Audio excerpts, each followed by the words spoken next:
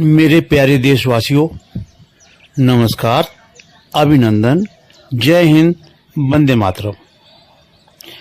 मैं नेचुरोपैथ कौशल एक बार फिर आपकी सेवा में दादाजी के नुस्खे के साथ। आज का नुस्खा, आज का मुद्दा एकदम हटके है, एकदम अलग है, जिसके लिए दादाजी के नुस्खे मशहूर हैं और हमें जाना जाता है। हर तरह का इलाज आपने सुना होगा अभी तक, लेकिन क्या फूलों के बारे में आपने कुछ सुना है? अधिकतर हम सुनते हैं फूलों से पूजा होती है, खुशबू होती है, उनके इत्र बनते हैं वगैरह वगैरह। लेकिन आज मैं आपको बताऊंगा कि फूलों से रोगों का कैसे इलाज होता है। वैसे तो फूल अपने आराध्य को अर्पित करके उनके प्रति समर्पण का भाव दर्शाता है। आज इनका उपयोग वैसे हर जगह होता है। जन्मदिन से लेकर अंत्येष्टि संस्कार तक इन फूलों के बगैर अधूरे रहते हैं। हाँ, भावुक व्यक्ति और रसिक दोनों के हृदय में आनंद उत्पन्न करने में समर्थ कामिनी और विरही दोनों के हृदय को अपनी ओर अनुरक्त करते हैं। फूलों के रस से विशेष लेप तैयार किया जा सकता है, जिसको बाहरी रूप से त्वचा पर लगाने से उसकी सुगंध हृदय तथा नाक तक प्रभाव दिखाकर मन को प्रफुल्लित कर देती है और पुलकित करती है। सबसे बड़ी और अच्छी बात यह है कि इस सुगंधि से, इस खुशबू से कोई भी दुष्प्रभाव नहीं पड़ते हैं। आइए जानते हैं इन फूलों के औषधीय प्रयोग। इसके बारे में थोड़ा सा आपको बताऊंगा कि ये फूल सर्दी, गर्मी, वर्षा, पूरे वर्ष रंग बिरंगे परस्पर प्रतिस्पर्धा करते हुए विभिन्न आकार प्रकार के हमें दिखाई पड़ते हैं। फूलों को शरीर पर धारण करने से शोभा, कांति, सौंदर्य और श्री की वृद्धि होती है। इनको प्राचीन काल से रानी महारानी अपनी त्वचा को कोमल बनाने में तथा श्रृंगार में उपयोग करती रही हैं। जंगली आदिवासी तो आभूषण बनाने तथा केश सज्जा में भी इनको प्रयोग करते रहे हैं। और सबसे बड़ी बात, इन फूलों की सुगंध रोग नाशक भी है। इनके सुगंधित परमाणु वातावरण में घुलकर नासिका की झिल्ली में पहुंचकर अपनी सुगंध का एहसास कराते हैं, जिससे मस्तिष्क के अलग अलग हिस्सों पर प्रभाव दिखाकर उत्तेजना सी अनुभव भी करवाते हैं, जिनका मस्तिष्क, हृदय, आँख, कान, पाचन क्रिया, रति क्रिया पर अनुकूल प्रभाव दिखाई पड़ता है, देखने को मिला है। यही फूलों की खुशबू, महक थकान को या थकावट को तुरंत दूर करती है। इनकी सुगंध से ही की गई उपचार प्रणाली को एरोमा थेरेपी कहते हैं और ये इस समय विश्व में बहुत प्रसिद्ध धीरे धीरे होती जा रही है। अब मैं आपको बहुत सारे फूलों के बहुत तरीके से औषधीय प्रयोग बताऊंगा, लेकिन उसके पहले मित्रों, मेरा आपसे एक निवेदन है। अगर आप हमारे चैनल पर पहली बार आए हैं तो कृपया इस चैनल को बगैर देरी के लाइक करें, शेयर करें, सब्सक्राइब करें और बेल आइकन को प्रेस करें, ताकि हमारे जितने नए नए क्रांतिकारी वीडियो आपके पास आते हैं, जिनसे आपकी जिंदगी में खुशहाली आ जाती है, आपको तुरंत इंफॉर्मेशन मिल जाएगी। आइए अब हम चलते हैं फूलों की ओर कि कौन सा फूल हमारी जिंदगी में कैसी बहार लाता है। तो सबसे पहले आपकी सेवा में कमल, लोटस। कमल को तो आप देखते होंगे, बहुत पसंद भी करते होंगे, बहुत प्यारा फूल है। हिंदुस्तान में तो हजारों लोगों के नाम भी कमल हैं। अब उसके बारे में जानिए। कमल और लक्ष्मी यानी कि धन की देवी लक्ष्मी का संबंध, जो इनका हमारा रिश्ता है वो अविभाज्य है, यानी कि ना टूटने वाला। कमल सृष्टि की दृष्टि का द्योतक है। इसके पराग से मधुमक्खी शहद तो बनाती ही है। इसके फूलों के गुलकंद का प्रत्येक रोगों में कब्ज निवारण के लिए उपयोग किया जाता है। फूल के अंदर हरे रंग के दाने से निकलते हैं, जिन्हें भूनकर मखाने बनाए जाते हैं, लेकिन उनको कच्चा छीलकर खाना स्तंभन में उपयोगी होता है। इसका गुण शीतवीर है। इसको प्रयोग करने के लिए इसमें सबसे अधिक अंजन की भांति नेत्रों में ज्योति बढ़ाने के लिए शहद में मिलाकर किया जाता है। इसी कारण आँख को कमल नयन भी कहते हैं। पंखुड़ियों को पीसकर उपटन में मिलाकर मलने से चेहरे की सुंदरता बढ़ती है। अब बात करेंगे केवड़ा की। इसकी गंध कस्तूरी जैसी मादक होती है। इसके पुष्प दुर्गंध नाशक और मद को बढ़ाने वाले या मदनोन्मादक होते हैं। केवड़े का तेल उत्तेजक, श्वास विकार में लाभकारी है। सिरदर्द और गठिया में इसका इत्र उपयोगी है। इसकी मंजरी का उपयोग पानी में उबालकर कुष्ठ, चेचक, खुजली, हृदय रोगों में स्नान करके किया जा सकता है। इसका अर्क पानी में डालकर पीने से सिर दर्द और थकावट दूर होती है। बुखार में 1 बूंद देने से पसीना बाहर आ जाता है। इत्र की 2 बूंद कान में डालने से दर्द भी ठीक हो जाता है। ऐसा है हमारा अद्भुत फूल। अब आपके लिए, आप में से बहुत सारे आशिक मिजाज भी होंगे, तो आशिकी में कौन सा फूल चलता है? याद आया? चलो वैलेंटाइन डे को याद कर लो। हाँ जी, गुलाब। आशिक मिजाजी प्रेम का प्रतीक गुलाब है। इसका गुलकंद रेचक है, जो पेट व आंतों की गर्मी शांत करके हृदय को प्रसन्नता प्रदान करता है। गुलाब जल से आंखें धोने से आंखों की लाली और सूजन कम होती है। इसका इत्र कामोत्तेजक होता है। इसका तेल मस्तिष्क को ठंडा रखता है।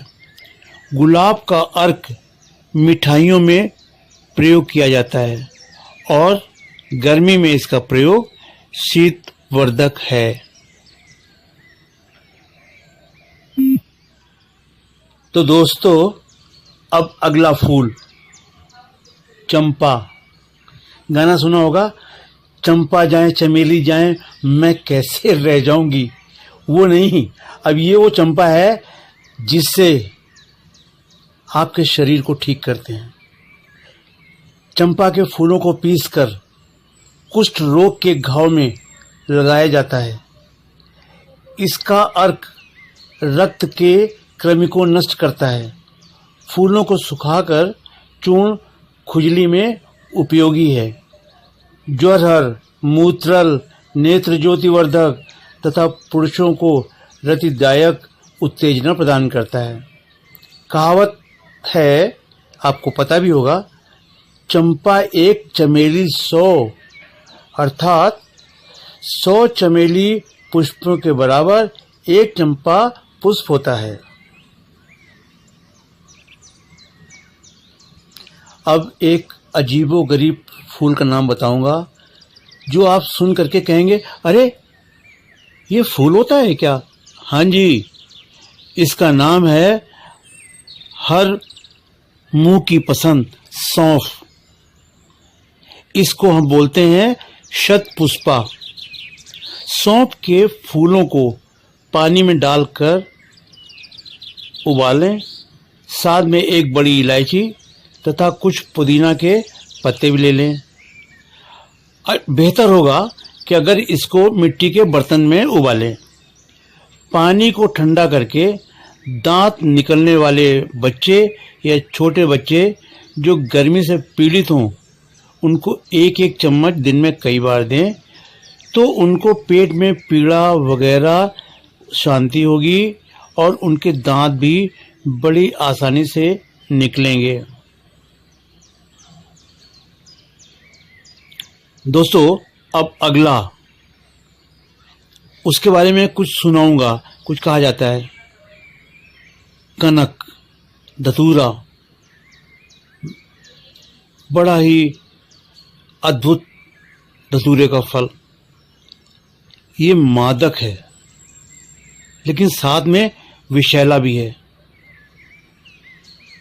जिनको उन्माद रोग के कारण अनिद्रा की बीमारी हो, उन्हें फूलों को एकत्रित करके बारीक कपड़े में बांधकर सिरहाने में रखने से नींद आना शुरू हो जाएगी। कितना आसान तरीका इस फूल से, यानी कि उसको आप पोटली में बांधिए और सो जाइए, ठीक।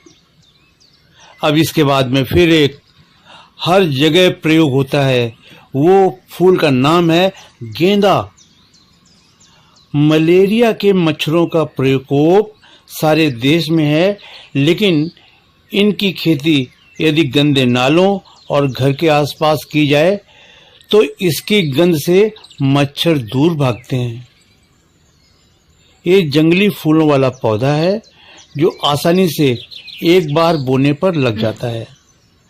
लीवर की सूजन, ये पथरी नाशक है। चर्म रोगों में भी इसका प्रयोग कर सकते हैं। तो दोस्तों, अब अगला फूल बेला। अत्यधिक सुगंध का गर्मी में अधिकता से फूलने वाला पौधा बेला का है, लेकिन आजकल घरों में इसे कम लगा रहे हैं लोग। गर्मी में इसके हार या फूलों को अपने पास रखने से पसीने में या पसीने से गंध नहीं आती है। महिलाएं इसको केश सज्जा में बहुत प्रयोग करती हैं। इसकी सुगंध प्रदाह नाशक है। स्त्रियों के गर्भाशय में उत्तेजना को प्रदान करने वाला एकमात्र पुष्प यही है जो रतिदायक है। इसकी कलियां चबाने से मासिक खुलकर आता है। अगला फूल रात की रानी, नाइट क्वीन। इसकी गंध इतनी तीव्र होती है, इतनी तेज होती है कि ये पड़ोसियों तक को लुभा लेती है, यानी कि इसकी खुशबू इतनी दूर तक जाती है और रात में ही जाती है। ये शाम को 7 बजे से लेकर 11 बजे तक बहुत अधिक खुशबू देता है और इसके बाद में ये शांत हो जाता है, खुशबू आना बंद हो जाती है। इसकी गंध से मच्छर भी नहीं आते हैं और इसकी गंध मादकता और निद्रादायक है। अगला फूल सूरजमुखी। सूरजमुखी में विटामिन ए और विटामिन डी होता है। सूर्य की रोशनी ना मिलने के कारण जो हमें रोग होते हैं उनको रोकता है। इसकी खेती लोग व्यापारिक स्तर पर कर रहे हैं और बहुत ही लाभकर भी है। सूरजमुखी का तेल हृदय रोगों में कोलेस्ट्रॉल को कम भी करता है। अब आया सभी का फेवरेट चमेली, जैस्मिन। चर्म रोगों की औषधि, पायरिया, दंतशूल, घाव, नेत्र रोगों और फोड़ों फुंसियों में इसका तेल बनाकर उपयोग करते हैं। इसका तेल बाजीकरण में मालिश के योग्य भी है। शरीर में रक्त संचार की मात्रा बढ़ाकर स्फूर्तिदायक भी बन जाता है। इसके पत्ते चबाने से मुंह में छाले तुरंत दूर होते हैं। इसकी माला रक्त इच्छा बढ़ाने में सहायक भी है। अगला फूल केसर। ये केसर मन को प्रसन्न करता है, चेहरे को कांतिवान बनाता है, रजा दोषों का नाशक है, शक्तिवर्धक है, वमन को रोककर यानी कि उल्टी को रोककर वात पित्त कफ त्रिदोष को नाशक का काम भी करता है। तंत्रिकाओं में व्याप्त उद्विग्नता एवं तनाव को केसर शांत रखता है।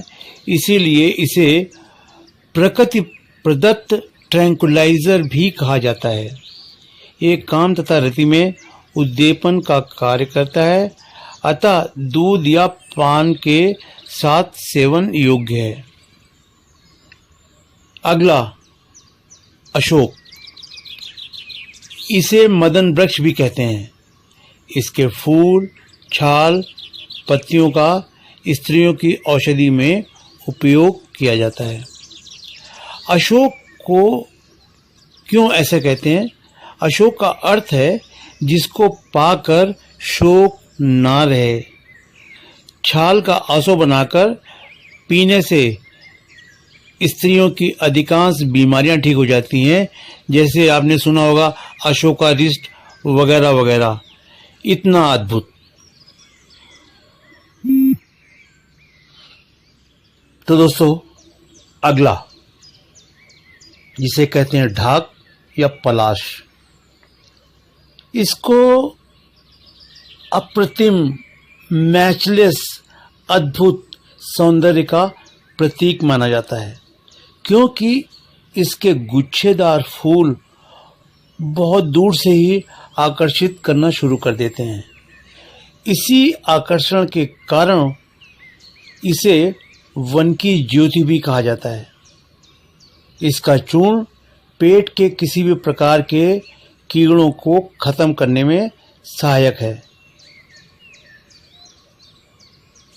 फूलों को पानी के साथ पीसकर इसकी लुगदी बनाकर पेड़ों पर रखने से पथरी के कारण दर्द होने या मूत्र न उतरने पर यह मूत्रल का यानी कि पेशाब को निकालने का काम करता है।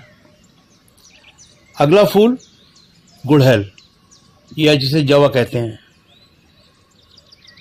वैसे अगर देखा जाए तो हिंदू मान्यता के अनुसार ये गणेश और काली का प्रिय फूल है, लेकिन इसका पूर्ण संबंध गर्भाशय से है। ऋतुकाल के बाद यदि फूल को घी में भूनकर महिलाएं सेवन करें तो इसे गर्भ निरोधक भी माना जा सकता है और महिलाओं को ये गर्भ निरोध का भी काम करता है। इसके सेवन से मुंह के छाले दूर होते हैं। इसके फूलों को पीसकर बालों में लेप करने से बालों का गंजापन मिटता है। ये उन्माद को दूर करने वाला एकमात्र फूल है।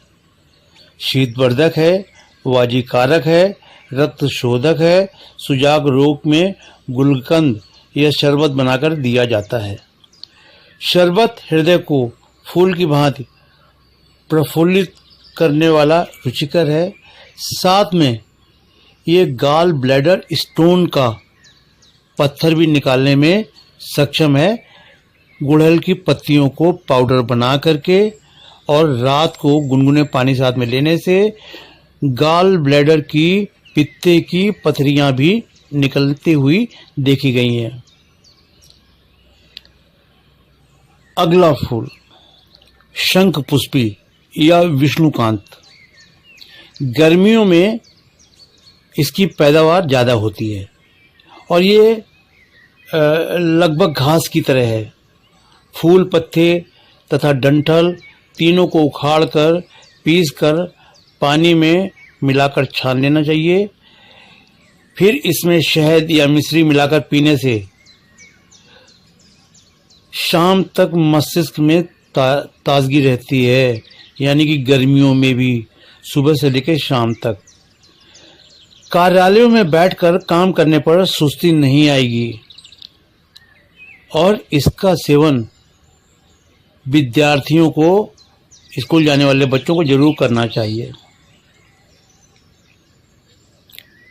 अगला फूल बबूल का कीकर।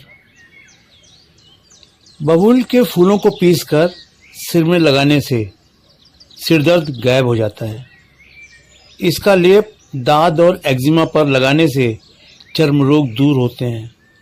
इसके अर्क के सेवन से रक्त विकार दूर होते हैं। एक खांसी और श्वास रोग में लाभकारी है। इसके कुल्ले करने से दांतों को टूटने से या दंत क्षय को रोका जा सकता है। अगला फूल नीम का। नीम के फूलों को पीसकर लुगदी बनाकर फोड़े फुंसी पर रखने से जलन व गर्मी दूर होती है। इनको शरीर पर मलकर स्नान करने से दाद दूर हो जाते हैं। फूलों को पीसकर पानी में घोलकर छान लें। इसमें शहद मिलाकर पिएं तो वजन कम भी होगा। वेट लॉस के लिए बहुत अच्छा है और ये ब्लड प्यूरिफायर या रक्त शोधक तो है ही, साथ में ये संक्रामक रोगों से रक्षा भी करता है।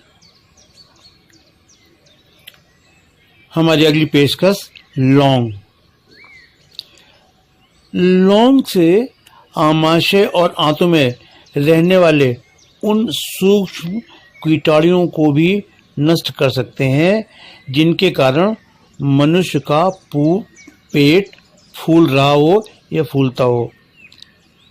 रक्त के श्वेत कणों को यानी कि व्हाइट ब्लड कॉर्पसेस की वृद्धि करने में, शरीर की रोग प्रतिरोधक क्षमता बढ़ाने में ये बहुत कारगर है। शरीर तथा मुंह की दुर्गंध को नाश भी करता है। शरीर के किसी भी हिस्से पर घिसकर लगाने से ये दर्द नाशक का काम भी करता है। दाढ़ या दंतशूल में मुख में डालकर ये चूसा जाता है। यज्ञ द्वारा इसका प्रयोग करने से शरीर में अनावश्यक जमा तत्वों को पसीने द्वारा बाहर निकाल देते हैं। अगला फूल जूही। जूही के फूलों का चूर्ण या गुलकंद अम्ल पित्त को नष्ट कर पेट के अल्सर व छालों को दूर करता है। इसके निरंतर साथ में रहने से, आसपास रहने से क्षय रोग यानी कि टीबी जैसी बीमारियां पास भी नहीं आती हैं। अगला फूल माधवी। माधवी चर्म रोगों के निवारण के लिए उत्तम माना गया है। इसको पीस करके इसका लेप लगाते हैं और गठिया रोग में प्रातःकाल सुबह सुबह फूलों को चबाने से आराम मिलता है। इसके फूल के सेवन से श्वास रोग भी ठीक हो जाते हैं। अगला फूल कुसुम। कुसुम के फूल की कलियां मासिक धर्म के बाद खाने से गर्भ निरोध या गर्भ निरोधक की तरह देखा गया है। अगला पुष्प बहुत ही बेहद खूबसूरत हरसिंगार, जिसे पारिजात कहा जाता है और पारिजात पे तो आपने कविताएं भी सुनी होंगी। ये हरसिंगार गठिया रोगों का नाशक है। इसका लेप चेहरे की कांति बढ़ाता है। इसकी सुगंध ही रात्रि को मादकता प्रदान करती है। इसके पत्तों से काढ़ा बनाकर के पीने से भी बहुत फायदे होते हैं। अगला फूल आक। आक का फूल कफनाशक होता है, प्रदाह कारक भी है, और इसको यदि पीलिया में पान में डाल करके 1-2 कली दी 3 दिन तक ली जाए तो काफी हद तक आराम होते हुए देखा गया है। अगला फूल कदम का। ये कदम पार्वती और कृष्ण का बहुत ही प्रिय वृक्ष है। रसिक लोगों का मदन वृक्ष यही कहलाता है। कदम वृक्ष ये पुराण वृक्ष है। इसको कल्प वृक्ष की संज्ञा भी मिली हुई है। ये कामोत्तेजक वृक्ष है। गाय की बीमारी में इसकी फूल पत्ती वाली टहनी लेकर गौशाला में लगा देने से बीमारी दूर होती है। मदिरा या वारुणी बनाने में इसका प्रयोग है। वर्षा ऋतु में पल्लवित होने वाला गोपी प्रिय वृक्ष भी है, जिसकी वृंदावन में बहुतायत है। अगला फूल कचनार। कचनार की कली सुना होगा ना? कचनार की कली, जी हाँ, कचनार की कली शरद ऋतु में आती है तथा इसका उपयोग सब्जी व अचार बनाने में होता है। कचनार की कलियां बार बार मल त्याग की प्रवृत्ति को रोकती हैं। छाल एवं फूल को जल के साथ मिलाकर पुलटिस तैयार की जाती है, जो जले घाव एवं फोड़ों के उपचार में उपयोगी है। अगला फूल शिरीष। ये जंगली तेज सुगंध वाला वृक्ष है, फूल है। इसकी सुगंध जब तेज हवा के साथ आती है तो आदमी मस्त सा हो जाता है। खुजली में फूल को पीस कर लगाना चाहिए। शिरीष के फूलों के काढ़े से नेत्र धोने से किसी भी प्रकार के विकारों को लाभ मिलेगा। अगला फूल नागकेसर। ये कोंकण और गोवा में होता है। ये एंटी एलर्जिक है, खुजली नाशक है। ये लौंग जैसी लंबी डंठी में लगा रहता है। इसके फूलों का चूर्ण बनाकर मक्खन के साथ या दही के साथ खाने से रक्तार्श में लाभ होता है। इसका चूर्ण गर्भधारण में भी सहायक है। अगला फूल मौलसिरी या बकुल। इसका अधिकतर प्रयोग आदिवासी स्त्रियां श्रृंगार में फूलों के आभूषण बनाकर करती हैं। इसके पुष्प तेल में मिलाकर इत्र बनाते हैं। इसके फूलों का चूर्ण बनाकर त्वचा पर लेप करने से त्वचा अधिक कोमल हो जाती है। इसके फूलों का शरबत स्त्रियों के बांझपन को दूर करने में समर्थ है। अगला फूल अमलतास। गर्मी में फूलने वाला गहरे पीले रंग के गुच्छेदार फूलों का पेड़ दूर से ही देखने में आंखों को प्रिय लगता है। इन फूलों का गुलकंद बनाकर खाने से कब्ज दूर होता है, लेकिन अधिक मात्रा में सेवन करने से दस्तावर, जी मचलाना या पेट में ऐंठन भी हो सकती है। अगला फूल अनार का। इससे शरीर में पित्ती होने पर अनार के फूलों का रस मिश्री में मिलाकर पीने से बहुत फायदा होता है। मुंह के छालों में फूल को रखकर चूसना चाहिए। आँख आने पर कली का रस आंखों में डालना चाहिए। इन फूलों के पौधों की भीतरी कोशिकाओं में विशेष प्रकार के प्रदव्वी झिल्लियों के आवरण वाले कण कहलाते हैं। इन्हें लवक या प्लासिड्स कहते हैं। ये कण जीवित रहते हैं जब तक फूलों का रंग समाप्त न हो जाए। ये लवक या प्लासिड्स 2 प्रकार के होते हैं। इनमें ये रंगीन लवकों को वर्णी लवक कहते हैं। वर्णिल लवक ही फूल पौधों को विभिन्न रंग प्रदान करते हैं। वर्णिल लवक का आकार निश्चित नहीं होता, बल्कि लवक विभिन्न पौधों में अलग अलग रचना वाले होते हैं। पौधों में सबसे महत्वपूर्ण लवक है हरित लवक यानी कि क्लोरोप्लास्ट। हरा लवक पौधों में हरा रंग ही नहीं देता, बल्कि पौधों में भोजन का निर्माण भी करवाता है। हरित लवक कार्बन डाइऑक्साइड गैस, जल और सूर्य के प्रकाश की उपस्थिति में ग्लूकोज जैसे कार्बोहाइड्रेट का निर्माण करते हैं। और दोस्तों, अब उस फूल का नाम लूंगा जिसे कहते हैं पुष्पों का देवता कामदेव। कामदेव पुष्प ये सूर्य से क्रिया करके अपनी रंगीन किरणें हमारी आंखों तक पहुंचाते हैं, जिससे शरीर को ऋणात्मक, धनात्मक तथा कुछ न्यूट्रल प्रकाश की किरणें मिलती हैं, जो शरीर के अंदर पहुंचकर विभिन्न प्रकार के रोगों को रोकने में सहायता प्रदान करती है। इस प्रकार हम कलर थेरेपी द्वारा बहुत सारी तरह के चिकित्सा लाभ ले सकते हैं। फूलों का चिकित्सा में महत्व के अलावा काफी हद तक उपासना में प्रयोग भी होता है। अलग अलग देवताओं के अलग अलग फूल होते हैं, क्योंकि पुष्पों की प्रकृति के अनुसार अलग अलग देव वर्ग में इनको बांटा गया है। फॉर एग्जाम्पल, उदाहरण के तौर पर शिव पर केतकी व चंपा, दुर्गा पर आक पुष्प, तगर का पुष्प सूर्य को, धतूरा, नीम, गुड़हल, कचनार, आक पुष्प विष्णु को नहीं चढ़ाए जाते हैं।